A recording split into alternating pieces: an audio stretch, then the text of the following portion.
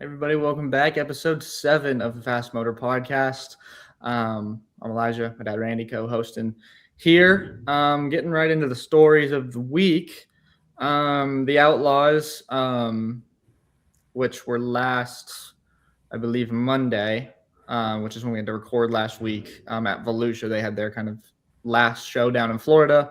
Anthony Macri got the win, which he's had some really good speed down in Florida there. And then this past weekend, they went over to Talladega. And Donnie Schatz, after over 500 days, got back to victory lane. Back with a new team this year in the CJB Motorsports. So he's back in victory lane. They got rained out on Saturday. So now they're heading over to Texas for the next week, kind of into my old neck of the woods as they go to Kennedale and then up to Lawton. So both of those on Dirt Vision. Silver Cup out at Tulare. Austin Wood got the finale win.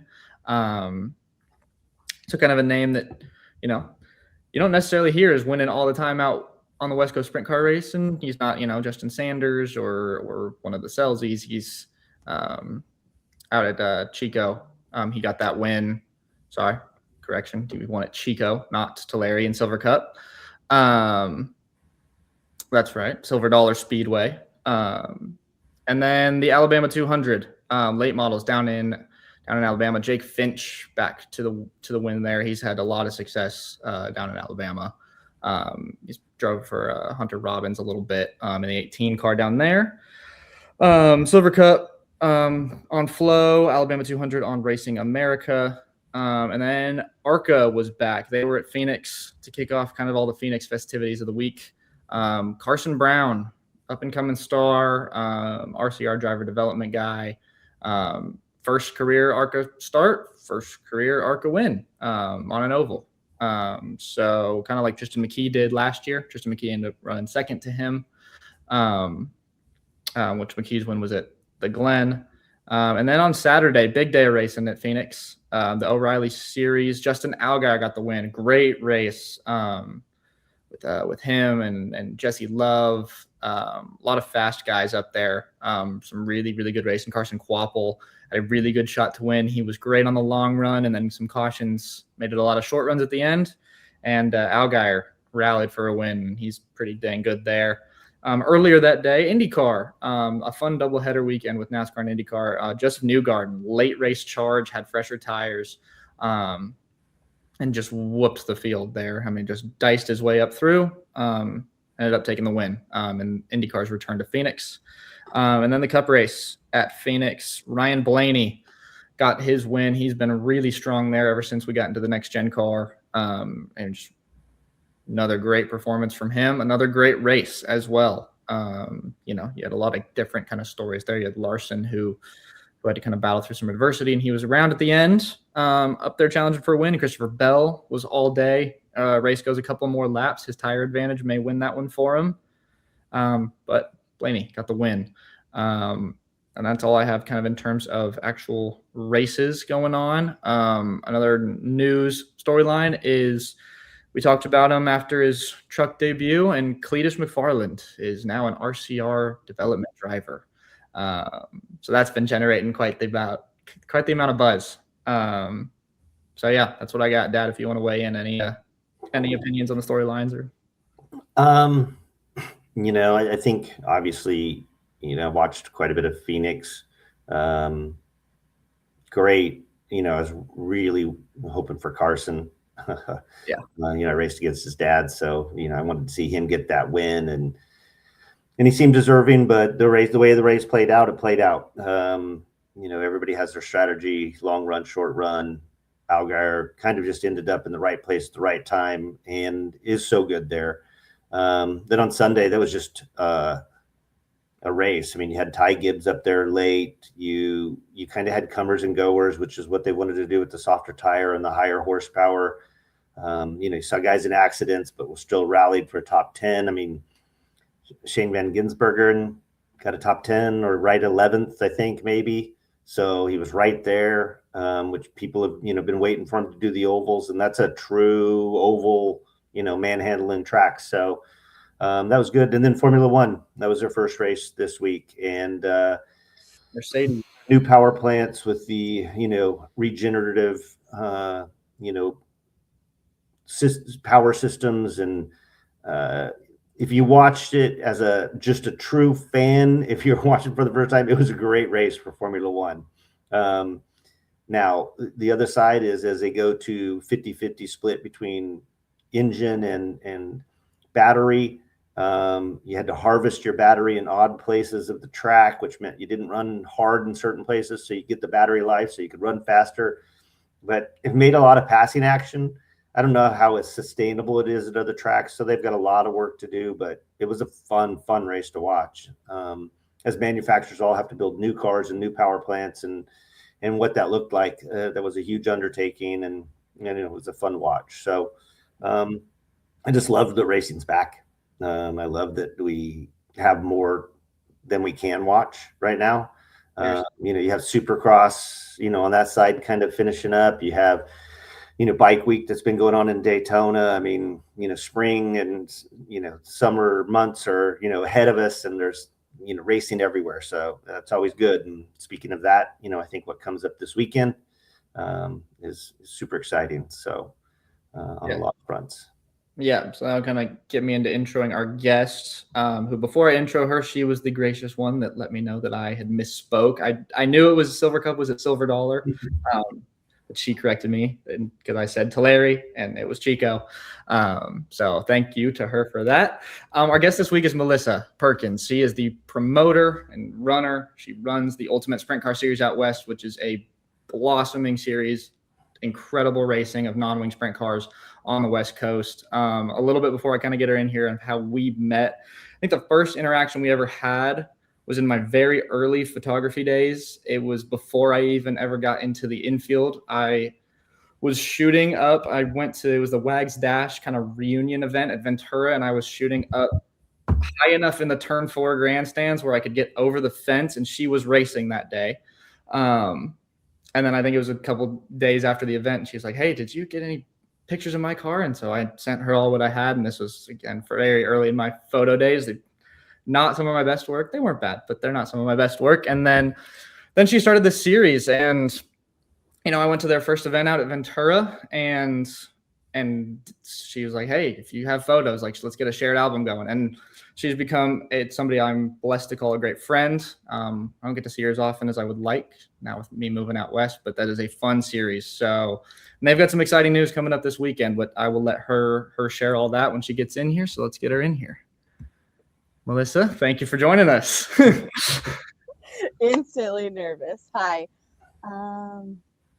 Those are all great topics, and I think we definitely have a lot more racing than we can all watch and handle right now, which I love for the diversity of everybody for sure. Absolutely. That is how I met you, and I love that you live back east, and I get to see you when I went to Chili Bowl, and trying to when I am back east racing with the Tapoyas to try to meet you at tracks or something and cross paths. I always think that's super great. So yeah, I'm excited to be here with you and Dad today and get this thing going. Yeah, it's going to be a fun one. So kind of lets you start off of telling a little bit of your story, how you first got into racing, because you were a driver first, and then I know you had a race director role with USAC 360s, and then to the start of this series, just all of it. Yeah. So I've thankfully been around racing my whole life. My dad and my grandpa, and we raced asphalt and dirt because we lived with close. Orange shows technically the closest. Victorville is no longer here. So, he had growing up, we had one car, and it's we would race asphalt one weekend and then dirt the other weekend. And it was the same car, but we were just having fun doing that. I was raised by him. He was a single father.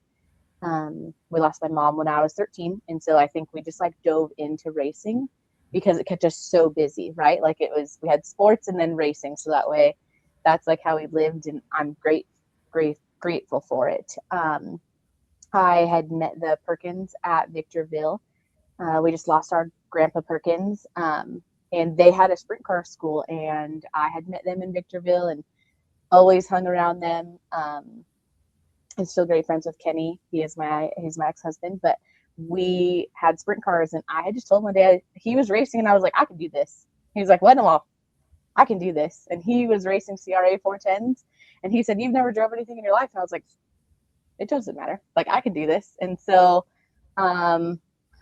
I just started racing, and been like, Paris was my home track. And we raced there probably 20 times a year, and we shared a car, and, you know, super thankful for that. And we had the sprint car school for all the years. And so every time we have a school, it's like I would get 50 to 80 laps in a day, just being able to practice as much as possible. So I love big racetracks. And so something with USCS is I run the small racetracks. That way I can, both engines have an advantage. But it's so funny to me. Like, I'm so excited. I'm so excited to go to Vegas this weekend because it's the biggest track we've like ever ran. But I love big racetracks. I love fast cars. And so I'm super excited for that aspect of it. I have ran Ventura a handful of times, and I've ran Tulare and Bakersfield and Kern and all those places. And so I'm thankful I grew up at all those racetracks. And I think that's really helped me be friends with the promoters to where, you know, when I created this series, I was able to go to like Scott Schweitzer when he owned Oildale. And it's like, I had known him for the last like 15 years of my life, being around him and all those families there from the stock car world. And, you know, being around Ventura with the Perkins and I've never ran Paris, but like, you know, with the schools and just being around Paris and, you know, and just being involved in sprint cars for so long and traveling with them, it's really just helped like broaden my friendships with everybody. And so I think that's like the core of USCS, is that I have all these great friendships with people. And I tell people all the time, like, USCS's like whole platform is like, we all just want to go racing with our friends. Like, I love the atmosphere of our shows.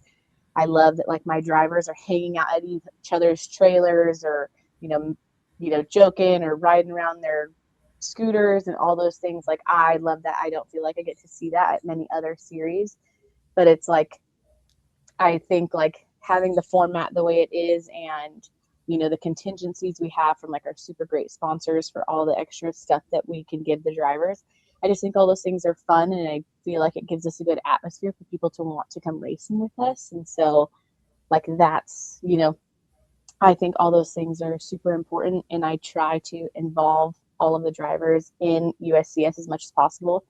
I do all the polls on Instagram, or I do all the little questions and stuff because I love their input. And it's funny, like, I have people writing back and they're like, no, Melissa, like, this can't happen. And somebody else would be like, Melissa, that is the coolest shit ever. Like, do it. Like, and so it's so funny to like see the difference in that. But, you know, I wouldn't be anything without like all of you, and like your photos have been in my victory lane, like more than not, like on all of my checks and all those things, you know. And so I'm so thankful for those things, and I'm thankful for the drivers. And I think every little detail like that is so important. And like, I guess even like behind me, like, that's one of our sponsors, and he's from Hawaii, and he sponsors a $5,000 to win race. And it's like, you know, when he comes out here, it's like I do like a specific design that like goes to like him and his events. That way it's like it caters to him and what he brings to like our table for our drivers. And so I try to do that for everybody, because I wouldn't be anything without like all of you guys, like even you. So I'm just happy.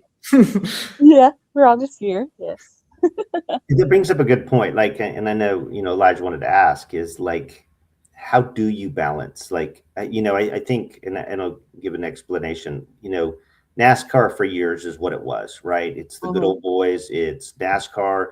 You know, when I was there and shortly before, like, they ran with an iron fist. You followed their pathway. You did what they said. You kind of honored them and respected them, and had, I don't know, you know, it was the top tier of, you know, stock car racing in the country, and you just had reverence for it, and you had to, or you didn't. And then they started listening to the fans. Like, the fans had input, and they wanted this and they wanted that, and then I felt like they really, you know, made a switch almost where they listened too much, because you can't please everybody. And then they had nothing, and I know this is probably too black and white, but they kind of had nothing to stand on. Like, hey, if you don't like us, go.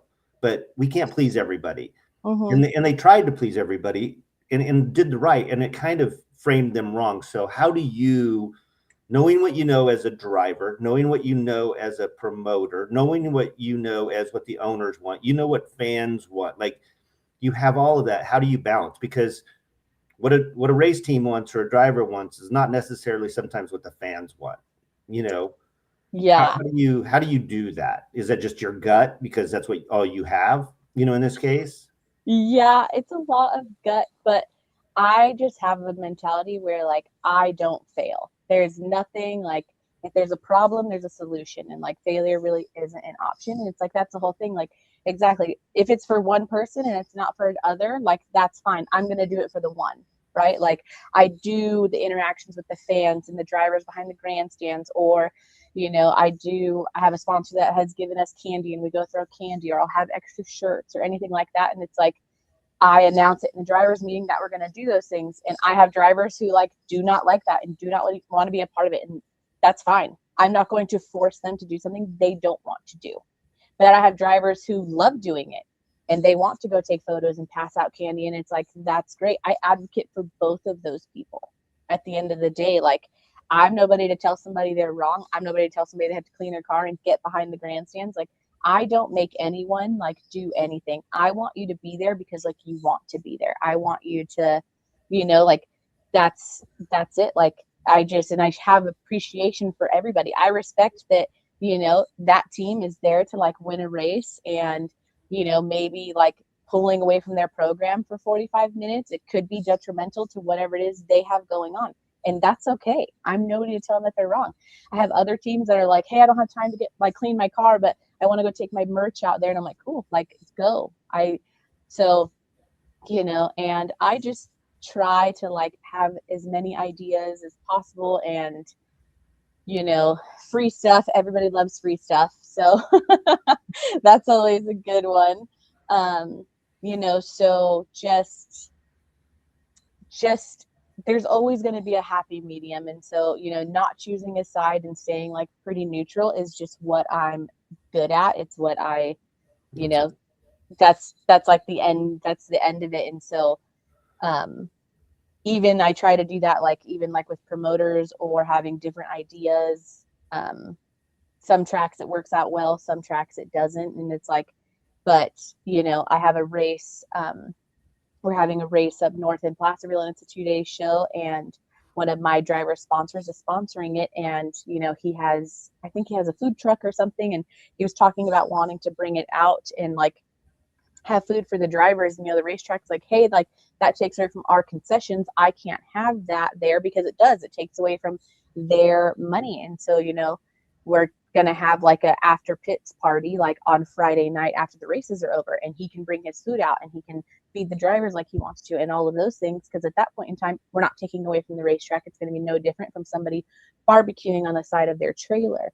So it's like, there's always going to be a middle ground. I thrive in like, just like calmness and just, it's going to be fine. And so there's always going to be a solution. If there's a problem, there's a solution. So, I do try to find like that happy medium as much as I can with like every aspect, because there's always going to be one. So I just try to keep that mindset. That's awesome. Yeah. It takes a lot of creativity, but yeah, I think the best promoters, whether it's a track or a series, are the ones who will try anything and see if it works. Yeah. That's right. Like, and that's, if it doesn't work one time, it might work in the next time. Or like, tracks are different. Every track we go to is different, and like their crowds are different. And like Ventura I do really great like fan interactions there, and it's a lot of fun. And Santa Maria, they have more fans come in the pits after the races, because that's easier for like that track platform, because like they have like the hill and doing stuff like that. So they announce all night long, like, hey guys, like, don't forget to go say hi to the drivers after. These drivers have merch, these have this, these have that. And I had like we had the Sure Can Showdown there last year, and I had like 200 Hawaiian leis, and during intermission, my drivers went and handed out leis to all the kids, right? And it's like, but that was their opportunity to be like, okay, come see me after the races tonight, like, you know. So just because we couldn't get cars up there, and it's like, that's the excitement, right? Is the car, like sitting in that driver's car. That's how I believe, like, fans, like, you know, everybody has a favorite driver growing up because that driver, like, let them sit in their car to race, or, you know, gave him his trophy. And I've you know, I've heard so many stories like that. And so, you know, I just try to be like that. I just try to be as open-minded as possible. Like, no idea is a bad idea. And I think we can just keep building from here. So that's what I'm hoping for. Absolutely. That's good. There's a lot of series, like, as I've been around, that I have seen that some, and this is not to say that they're not trying, but some have seemed to, like, stop trying, or they try something once, it doesn't work, and they won't try it again. I think the willingness to try it again because it may work somewhere else, or it may work at a different time because you have a different crowd there. Like, but the creativity is you just got to keep the ideas flowing because you can pull the fans in. And I also like the balance of, hey, if this driver doesn't want to do it, they don't have to. You know, you're not going to make them upset because you need the car counts at the same time. More cars, better show, more fans. And then the whole cycle continues. So I think that's a large part of why the series has had so much success with car counts and just great action on the race. I think that is interesting too. What you talk about is track culture, right? Like, fans have been groomed a certain way with certain expectations or certain desires based on, they don't even know why. And but that's becomes natural to them. And then, you know, carving a pathway into that, you know, to where you, as a traveling show, embrace their kind of culture and allow them to just expand on it, you know, where, I mean, I can remember as a kid, USAC came through Meridian, Idaho, and it was like, it was bigger than big because it was a national group and midgets didn't even run there. And, you know, like, I just remember as a kid, like, I still had the autograph cards, you know, that's what I mean. Like, that day, like Mel Kenyon had a little autograph card, and then I raced against him, you know, 40 years later, I think, because Mel raced for so long. But but I mean, it is like Elijah sitting in cars, like those became the drivers, those trophies. He, you know, even I think just last year or when he was moving, he didn't want to get rid of it. It's like, you got that when you were like 4. Doesn't matter. It's not a big deal, but, you know, I mean, but it's a prized possession for fans because they don't get to get behind the wheel. They live through those warriors on Saturday night, right? We're around them, so they become human. But to a fan, they're like, you know, I hate to use the word outlaw because it's a sanctioning body, but they really are that. They're kind of different breed. Tough, you know, whatever, gritty, you know, especially a non-wing sprint car. I mean, that's just a beast itself. So, you know, it's their chance to live kind of vicariously through those that they connect with.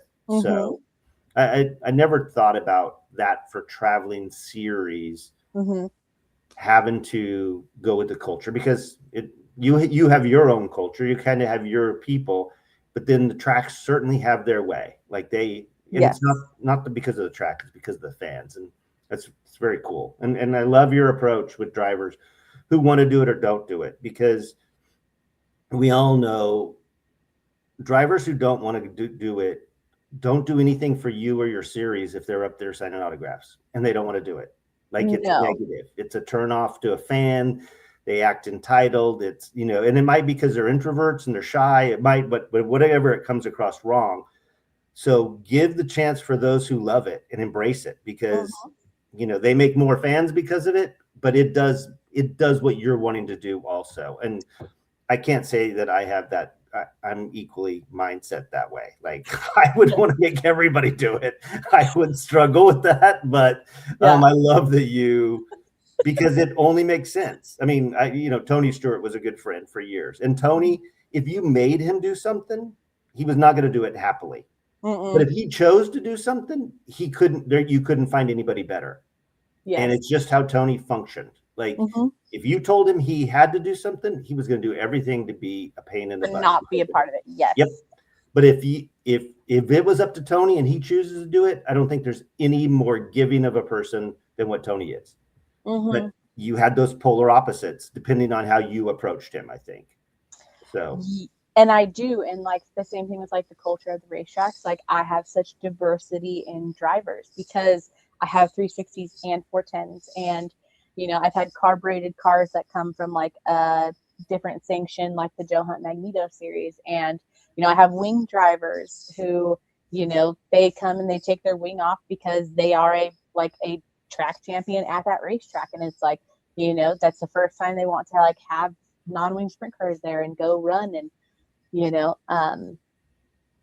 like that's the whole thing, like the same thing, like it's that culture too, and the mindsets are different. Like we don't have too many people in California that race for a living, like to where it is their job, but I do have people that like have the mindset of it, that like they take it, so like they do carry it that way, like just as passionately, right? Like, and then I have the teams that like they're doing it for fun. They're there because they're with their families and their grandpas, and fulfilling family dreams and stuff like that. So it's just like I'm accepting of all of it, and I think just my thing is like I just lay out my cards on the table. I'm an open book. I don't, I when drivers come and like ask me questions, or like if I make a mistake, I'm the first person to be at the next drivers meeting. I'm like, hey guys, I messed up. Like, my bad. It is what it is. I can't take it back now. Like, and so I just try to just be as authentic as possible to all of my drivers all the time. And I think that has like helped my series as well, and helped the drivers like want to be a part of the series and want to help the series. And I don't have a traditional championship fund in USCS because I don't want people to feel like they have to race for me. I want them to come race because they want to. And, I'm thankful, like Simpson Racing Products, they did a custom suit for my champion this past year, and that was Jacob Tuttle. And, that's thousands of dollars to have a custom done suit. And, but I don't do that because I'm thankful that they're there, and I give them trophies, and I make sure that they feel appreciated, and I know like that like they're making the effort to show up to every show. But I don't want them to feel like they have to, because there is, us and CRA and the Joe Hunt Magneto series, and just there's so many series, and I don't want problems or people to feel like they have to come run with me. I just want them to be there because they want to. And so it's like, like I've gone point racing, I've gone point racing with people, and it's like, it's a drag. Like, and you're just like, oh, I have to go to the races. I can't miss this race. I can't go to this wedding. I can't go to this birthday party because I have to go to this race.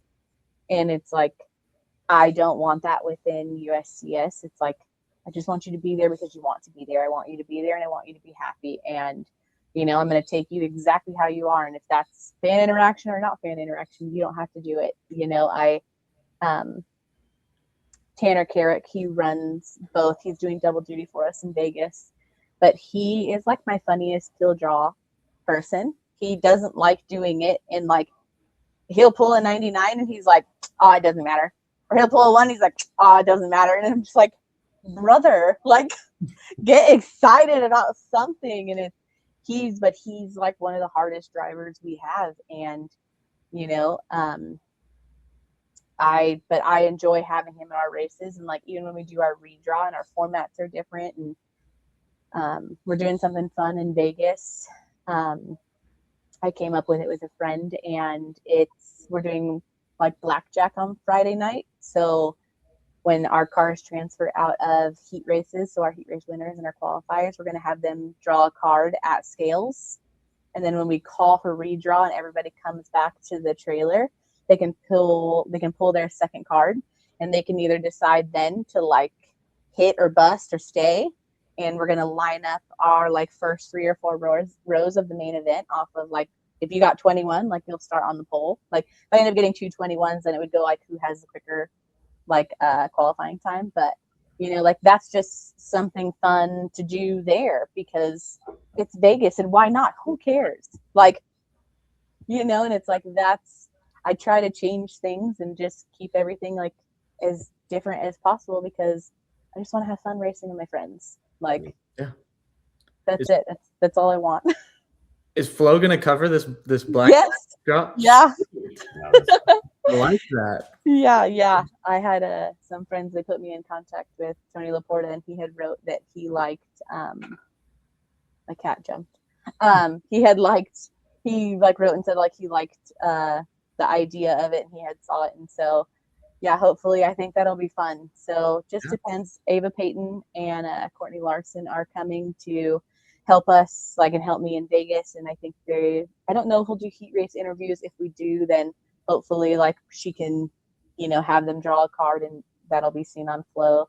But yeah, hopefully the redraw should be on there. I just think it's going to be fun. It's going to be fun gambling. And, I know I'm going to have a driver that's going to want to like hit, and we'll see if he busts or ends up in 21. And why not? Like the worst you would start is either 6th or 8th, like just depending on how many. So it's like, it's just something you got to take. And so, yeah, I'm excited for that one. That one should be good in Vegas too. What's been the most rewarding thing since starting this? Like what has been like, wow, I never thought that would be that great. A feeling or an experience or something.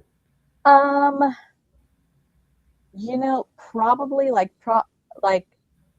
being invited to these like bigger races, because you wouldn't think that like, these people like see USCS or get to like watch our races or anything, like that. And so I think like that's super rewarding because, I'm excited to have Flo in Vegas and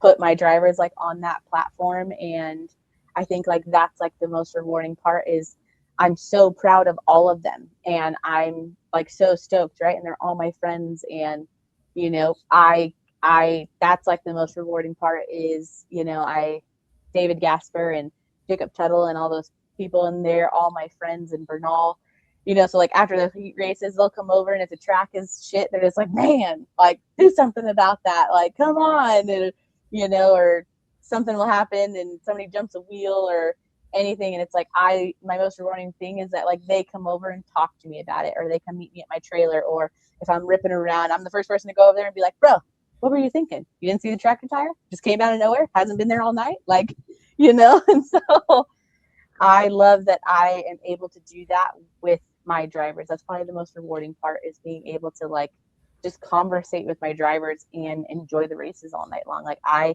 enjoy my races. I don't treat it like it's a job. It's a lot of work. I am worked, but I love that like I get to go there and everybody will be excited about it and everybody will be like proud to be a part of it. And so I do love like that aspect of it, is like that they want to be there. When I think that they're racing with me, I think that they're there because they want to be. And so that makes me happy. Like that's the most rewarding part, is being able to like go racing and with my friends. Like, so. Okay. So opposite. It's been the most exciting. What's been the most disappointing, or the thing that shocked you the most about being in your position? Oh man, I don't know if I've had. I mean, you have such a positive attitude. I doubt that there's. I know, I'm like over here like tucking my arms, like, oh man. I think something hard.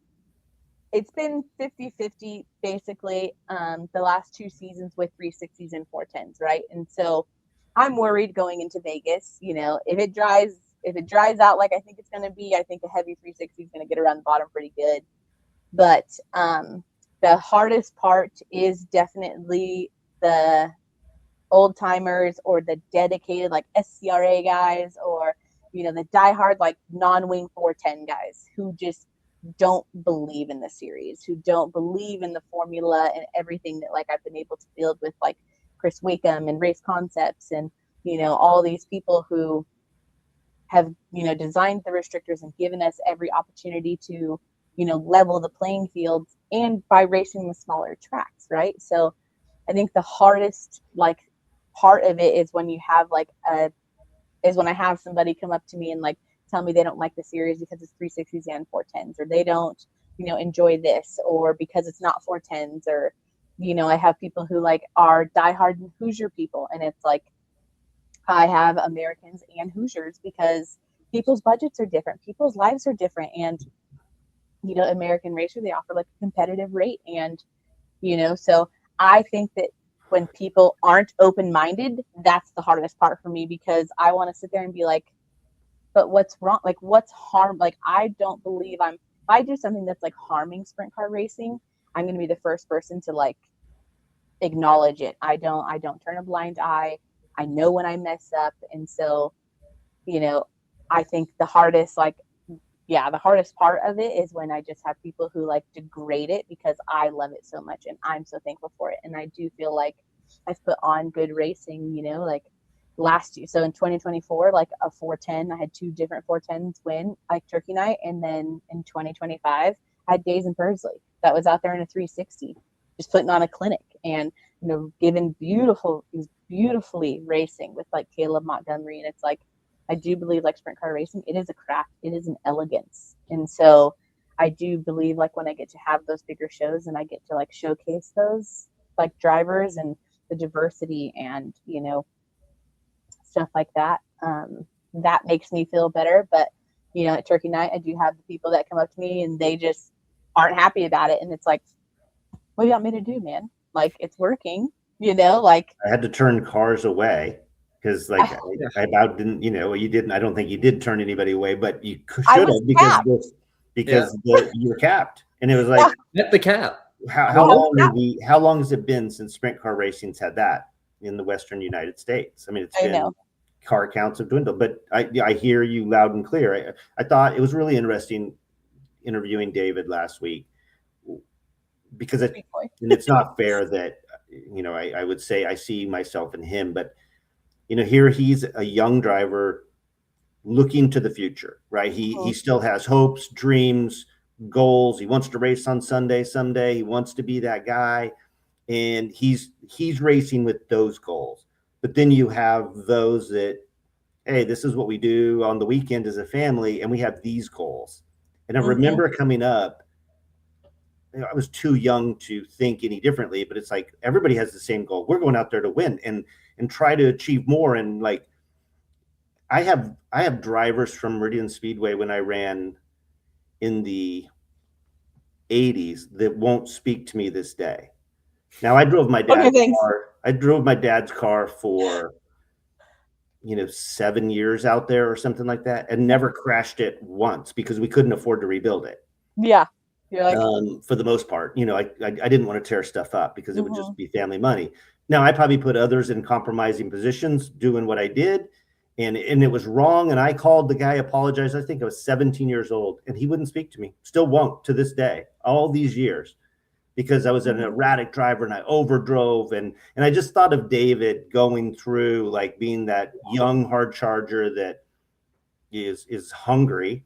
And we as fans want to see that, right? We want to see those guys try to, I don't want to see everybody give up and go, hey, I just don't want to crash my car. That's not why we watch the sport. So it was just really interesting talking to him, hearing because I've also, heard Yaley get mad at him and want to go beat him up. And it's like, okay, this is the changing of the guard, JJ. You were just finally having one good race out of, how many, and here's this young guy that's charging.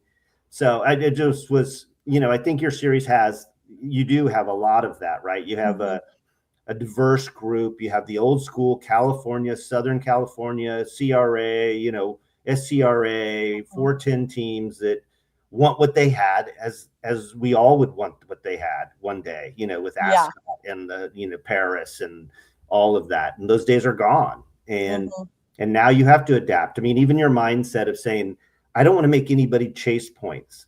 I can't even fathom that because I've never had that, right? Where if you raced, you were there. I don't care what happened. Like, I don't know how many vacations Tiffany and I ever missed because there was a race or an opportunity or whatever. So just even your approach that way is just kind of new thinking. And it's appreciated because that's what people need today. Like, you can't afford to go run a sprint car 38 weekends a year on a local kind of mindset, right? No. So no, that's very cool. Yeah. And funny thing about David, he's a good kid, and he started in JFM, and I'm close with them. And so it's so funny you said about Sundays. We'll, even on like race days, he's with me, like we just walk up and like give each other like a high five, or like we give each other a handshake or something. And we always just like, see you on Sunday. That's like always, like, it doesn't matter if it's 9 o'clock in the morning. Like that's like our rituals. We're just like, hey, see you on Sundays, like, or till Sundays. That's like, he's a good kid. And, I'm excited for him to go back east. And I took him back east for his first time a couple years ago. Me and my scorer, Janae, did. I was going out there with the Calderwoods to run, I think, sprint week. And I told David, I said, you have to go. Like, if you've never been there, you have to go. And the first place we ever went to was Circle City. And we're sitting there on the front row, and it is a dust bowl. And they flew by him, and he just looked at me and Janae, and he was like, oh my, he said, they are so much faster than flow racing. I'm like, yeah. Like, he was so shocked at like the speed, and, he has such a good heart. He has such a good passion for it. And so I'm excited to see him. I'm excited to see him go back east. And, Logan Calderwood, he came and ran a handful of my shows, and his family has sponsored us MPE, and he's going to be the whole national tour this year. So he's going to be back east all year. So I'm excited to get back there and help him and be with him. But yeah, JJ Yaley is also very funny. He's one of my really good friends. And, I wish he was racing Vegas this weekend. We've been talking about it for the last couple of weeks, and he's not. Yeah, no, he's not running. Yeah, but we do have some good people coming. Brady Bacon will be there. He's running. Bernal will be there. Tanner Carrick. I don't think Caleb Montgomery's. I don't think he's going to run non-wing. Hoya will be there. So, yeah, I'm very excited. I'm excited for the year, excited for the season, and I just think we'll have like some really good racing this year. So I'm excited. I run 10 racetracks. I think I'm the only series in California that has 10 racetracks on their schedule. So that makes me super happy. And, I just try to go to a track like once or twice. And I'd like to go to every track twice. That way, something you learn the first time, you can use the second time, right? I don't need to go somewhere 5 times. Like, that is it's a hard thing to do. So, I'm very, very thankful I get to run a handful of tracks again, like 2 times or so. So that way we can adapt and learn. And, I do have drivers that like, they came to like a show and they watched us and they liked our program. And then they showed up like the following weekend because they were able to like watch and just, so I love all of those things. So it should be good. Yeah. I think the diversity of track is so important and so cool because you went up north last year and you went up to these northern tracks. And so then, a lot of the Southern California guys, they didn't follow because they don't have the budget. I was nervous. Yeah. You had a lot of new northerner guys, and then you have the big show at Turkey Night, and here comes guys down from Oregon. Yes. Been down there. Like Brody Sim was one that I was doing some photo work for because I think through you had posted and tagged me on social media, and he's like, hey, you can be there. And so, there's people that you would never meet who now they're part of it. They're part of, they're part of USCS. Yeah. And it's like, they're wanting to show up to Turkey Night, which is, it's awesome because, there was a while where, a CRA race with 14 cars, 12 cars, and it was getting slim. Yeah. And now there's more people, and the people who have 360s they're not scared to go run against a 410 at some of these other shows. And so I think it just has overall helped the health of sprint car racing in California and kind of brought some light back into it. And I've even told you this when I was living in Oklahoma, and there was Turkey Night was coming up, and there was this massive car count of sprint cars. Like, there was people who were like, man, have you heard, like, sprint cars are at Turkey Night? Like, there's more cars there. And it's like, this is Oklahoma talking about girl, yeah. It was such a cool thing. And then now with Vegas, being partnered with High Limit. So I was a little bit curious, is like, how did, because that's a big deal. Yeah. How did that all come to be? So I had just talked to Brad And Scott Woodhouse, he was the Tulare promoter, and we had some shows scheduled there last year, and they unfortunately both rained out. But he moved into NARC with Brad, and I had just known Brad from being around the scene for a long time, and I think being able, like, being at Turkey Night and Jim Naylor and all the history that follows those things and having us there, I do like those things help us. They give me a good platform to be on. And, so I had Brad and I had talked, and I knew they were going back there, and I went last year and with JFM, and I was like, hey, and I'm like, let's do something. Like, I want to do it. And I texted Brad, and he's like, hey, I'm in Australia running. Let me get back to you. And I was like, okay. And then I think like a day later, he was like, hey, we like USCS can be in Vegas for High Limit. And I was like, hold on. Like, I don't think I texted back for like a whole day, because I was like, there's no way. And so, we had texted back and forth a couple times, and he had to talk to his people and go over numbers and all those things, because I think they only run like 15% of their shows with support series. They don't really run support series. And so, I do think like being able, like, with Brad and High Limit and them doing the California swing, and hopefully I try to run a clean, quick program, and that's their whole thing, is like, they're like, look, like, nobody can ideally sit at the racetrack for 5 hours anymore. Most kids can't sit at the racetrack for like that long of time anymore. And so, they were like, hey, like, we had to have a good, quick show. And I'm like, okay, like, I can do it. Like, there's no reason I can't. I put my mind to it. And so, we just went over a handful of things, and Mike Hess, their director, he's been really great to work with and easy. And yeah, so it was really just a couple text messages when he was racing at Perth for High Limit. So yeah, that was it. And I had seen him in December. I'd seen him in December at the promoter workshop, and we had talked then, and yeah, he was super nice. There was like a bug, so sorry. He was super nice about the American racers and just talking about the series. And so that was it. It's just like one of those things, like, it's just all like word of mouth. And I'm sometimes I get out of line and I'm a little crazy, but I do think that I try to carry myself in a good way and try to be good to everybody. And it's just kind of been able to like help USCS. And yeah, it was just seriously just a couple text messages. Like I think your authenticity is so refreshing, right? Okay. Like, you say, hey, I just want it to where we can hang out with our friends and race. And it's like, there's a teacher now, Simon Sinek, that talks about your why. Like, Apple builds computers and Dell builds computers, but everybody thinks of Apple, because they know their purpose. And and I think in racing, there's people that go on and start something, but I don't know that they know their purpose other than they want to be that. And you kind of know why you want to do it, which is, I want to cool. And that, that vibe finds its way to everything. It finds, because drivers are not put in positions they don't want to be put in. They're not demanded of this. They're not like, so you're allowing everybody to find their own fit. And that feels comfortable, and then that resonates with fans inside or outside the cars. I mean, you have everybody, once we strap on, we want to win, right? We're there to win. Yeah, right.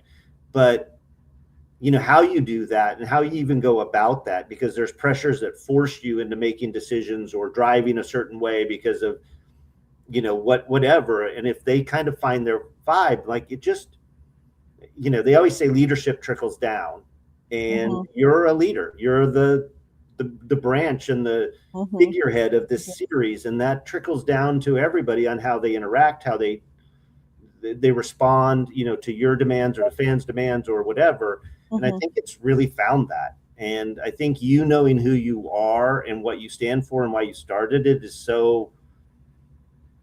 You just haven't heard that a lot. And I think you see the same thing with High Limit, right? It was started for a purpose. It was like, sprint car guys are not making enough money and we don't want to go against the Outlaws at the time. So we're going to just do it midweek, not try to cause a scene, and it took off because one, they're running the shows fast. One, they care about not having 15 classes a night while they're racing. So you as a fan, even on flow, because that's all we can watch, we can't travel the country. Yeah. And I'm watching it. I don't want to be there for 6 hours a night. No. And so boom, boom, boom, boom. And I watch sprint car racing, and it's fantastic. And, so I really appreciate, hearing who you are and kind of why, because I don't know. It's just, I think it's very refreshing in today's world of racing, because so many have fallen into it in for whatever purpose or reason. And I don't know, sometimes they know what they're trying to make different, and sometimes they're not. And the sport needs to be a little different, right? We have a fan base that's changed. We have people that are on their phones. We have different ways to interact. I mean, I know at Turkey Night, we all have flow on our phones so we can see the replays. When I race direct, I have a headset and I have a phone like this. So that way if somebody wrecks, I'm like rewinding. So that way I can watch it. Right. Yeah, I can see everything. And so the fan experience is changing and ever evolving. And for the most part, short track racing hasn't changed in 50 years.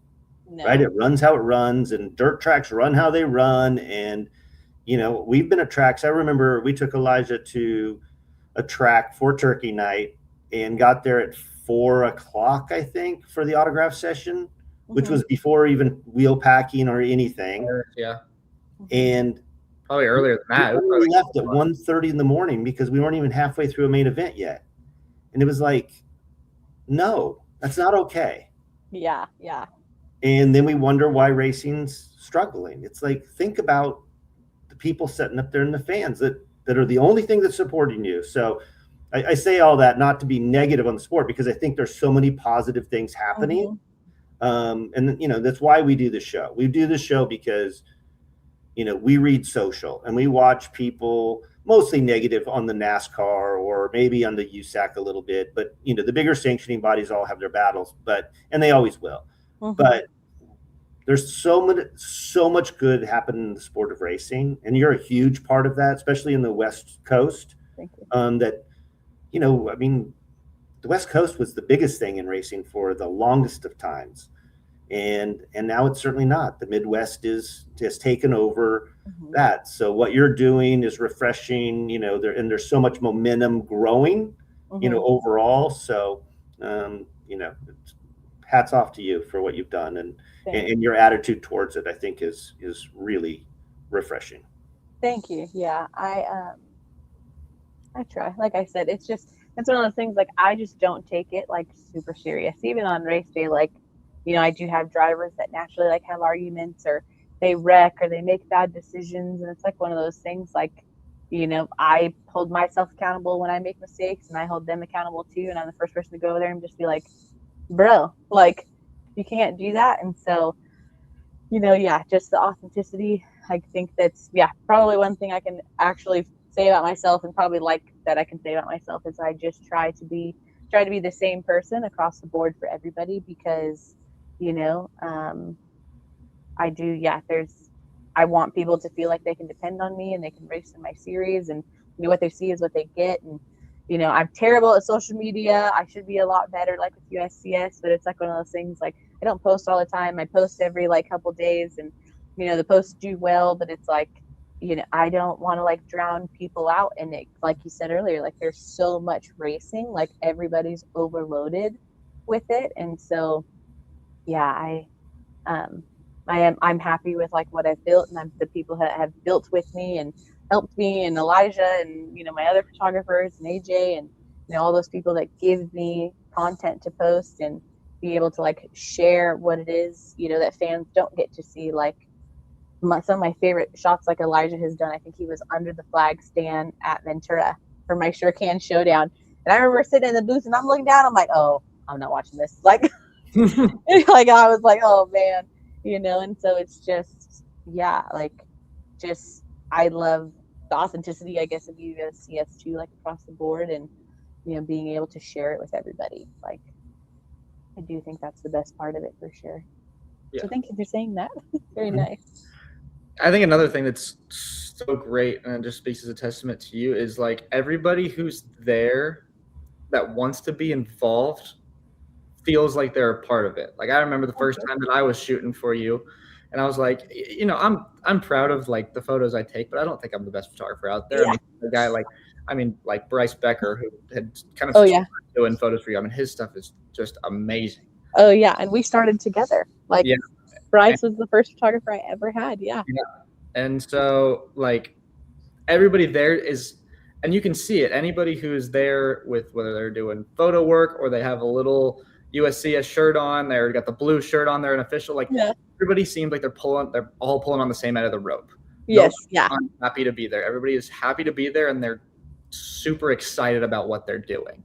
And I know every time I walk through the gates, I'm like so pumped to be there. There's so much energy around it. And it's all just so positive because, like you said, and it makes a lot of sense now because it's people that are just want to go racing with their friends, and like that positive energy just flows through it. We're here to race with our friends. Like, yeah, we're competing and we're competitor, and it's the grit that everybody loves of sprint car racing. But the night gets over, and everybody can just hang out and have a laugh, and everybody's just happy. Like it's just the purest. It's just pure.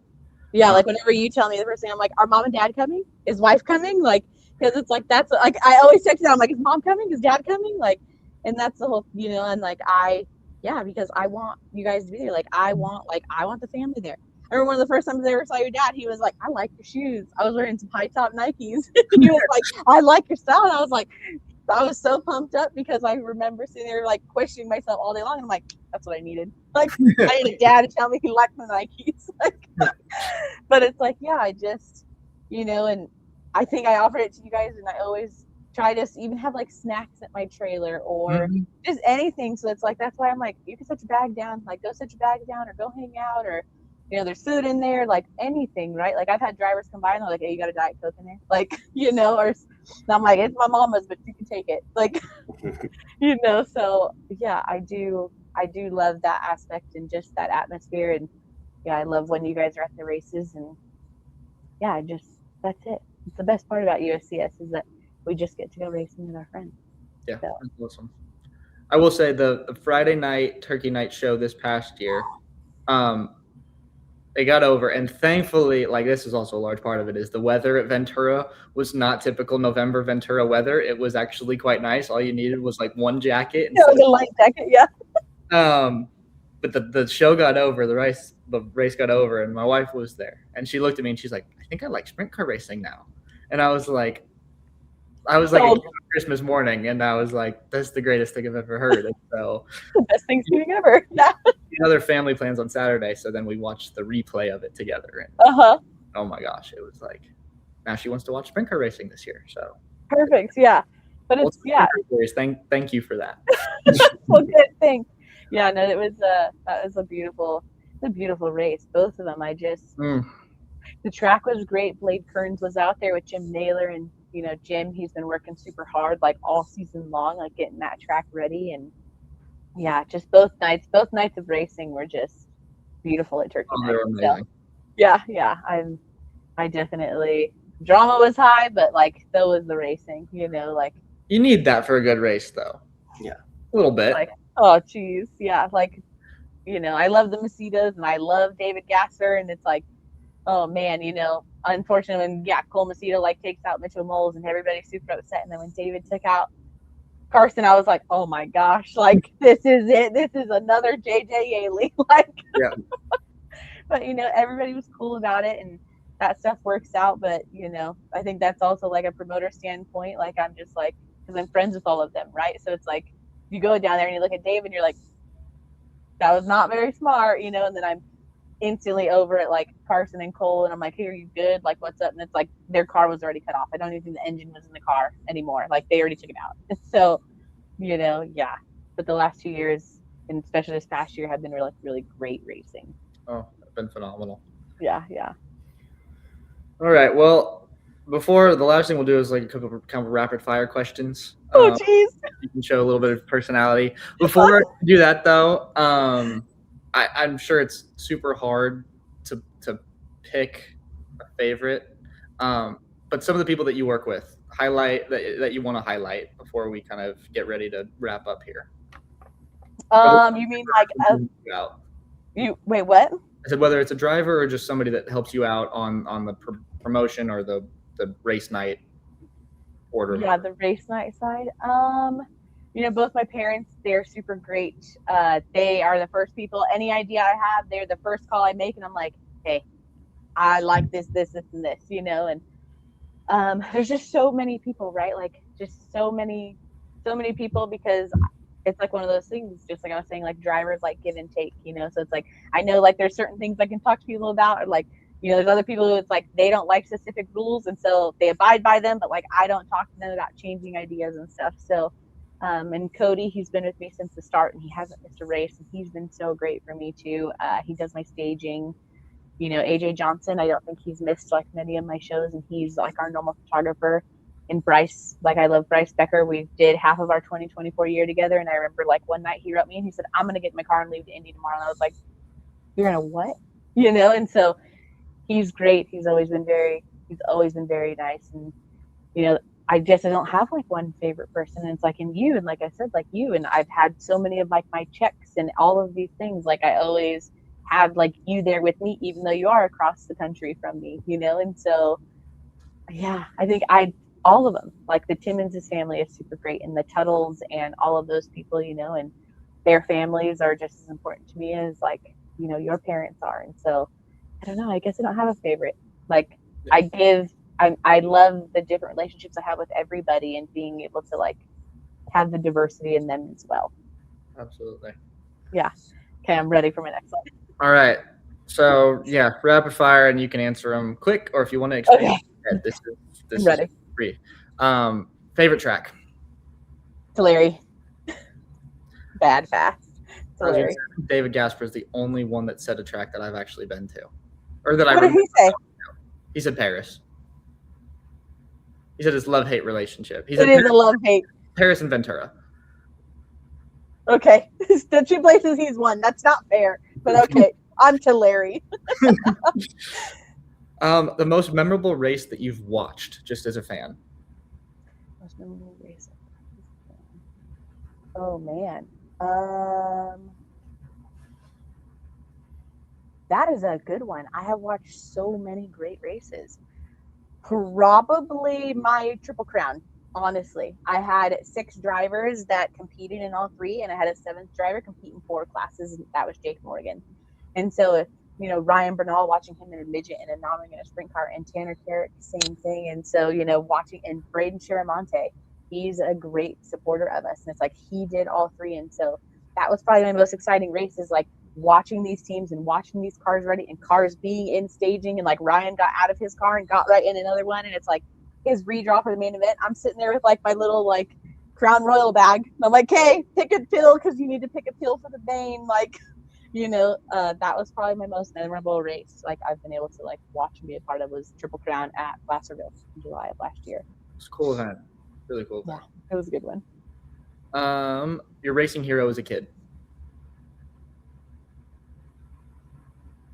I don't know if I have one. I like so many people for so many different things. Maybe Damian Gardner. I like Damian. It's so funny because I don't have a Damian Gardner attitude, and I like his attitude. I think he's just Damian Gardner. So probably. I grew up watching him too. So yeah. Best track food you've eaten? Ooh. Oh, Boone, Iowa. They had tri-tip like sandwiches, but Tulare got some tri-tip sandwiches too. So we'll put Tulare second, but Boone, Iowa, with their modified Super Nationals, I think in 2009, and that was the best tri-tip sandwich I've ever had in my life. All right. Your favorite current series to watch, and you can't say USCS. Well, favorite current series to watch, probably USAC National. I have so many friends and so many people, and once again, like, watching them race is just really like, it's a craft, it's an elegance. It's just like, it's like watching a ballet, right? Like they're just so beautiful. And so, yeah, I don't miss many USAC National races. Even I was at Kern the other weekend, and I had my phone watching them in Florida. So yeah, definitely probably USAC National. Yeah, it's hard to go wrong with non-wing sprint cars. yeah. You guys. I guess we kind of already covered it. But your ultimate goal for the series? My ultimate goal for the ultimate sprint cars. I don't know. Just probably next year, like maybe doing like a sprint week.